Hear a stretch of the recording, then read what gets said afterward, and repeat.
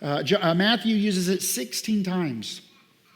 And you'll read things like it'll talk about how he fulfills the prophets. He did this to fulfill what the prophet Jeremiah said. He did this to fulfill what Isaiah said. He did this to fulfill, again, what Jeremiah said.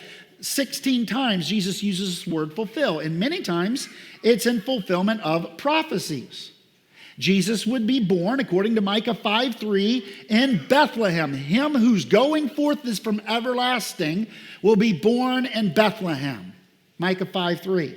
A prophecy that's very specific, that Jesus would be born in a particular place. He would be born to a particular family. According to Daniel, his ministry would begin in a particular year, and Jesus nails it on the year he begins his ministry. He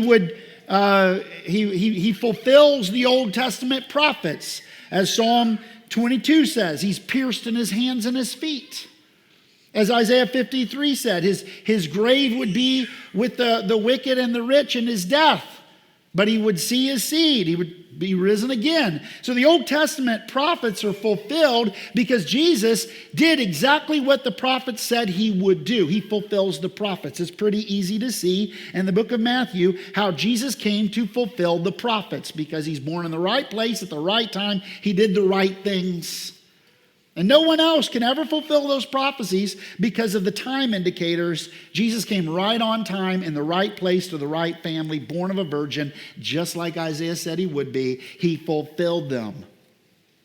So we don't need to preach a whole sermon this morning. I'm not going to preach a whole sermon on how he fulfilled the prophets, but rather, how did he fulfill the law?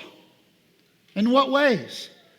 And I submit to you that in three major ways. As prophet, he fulfilled it in this sermon by teaching its true original intent. And he should know, because he is the second person of the Trinity, he gave it in the first place. And as priest, he fulfilled it by completely obeying the law, dying a death he didn't deserve, and rising again so that he could give us the gift of his righteousness. And as king, he fulfills it by judging the nations, both in eternity and in time, by the standard of his law. He came to fulfill, not to abolish. Now, what would it mean if he just abolished it? He'd just say, you know what, this didn't work out, I'm done with it. No. The reason we love to spend time in the Old Testament is because it all points to Christ. Week after week, I think we're 60-something weeks in Genesis. I forget what it is. And we've done like 60-something sermons in Genesis. And every week we're also in the New Testament and we're pointing to Christ, because all of the Old Testament points to Christ. Christ came to fulfill the law.